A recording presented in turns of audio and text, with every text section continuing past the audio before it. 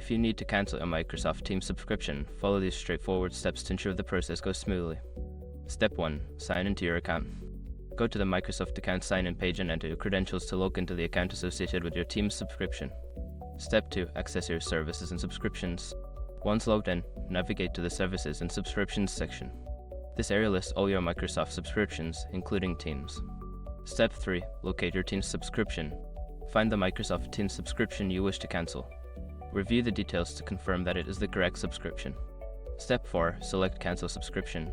Click on the Manage link next to the subscription. Look for the option to cancel and click on it. Follow any prompts that appear to proceed with the cancellation. Step 5. Confirm cancellation. After initiating the cancellation, you will likely be asked to confirm your decision. Review any information provided and confirm that you want to cancel the subscription. Once you have completed these steps, your Microsoft Teams subscription will be cancelled. Make sure to check for any confirmation emails regarding the cancellation for your records.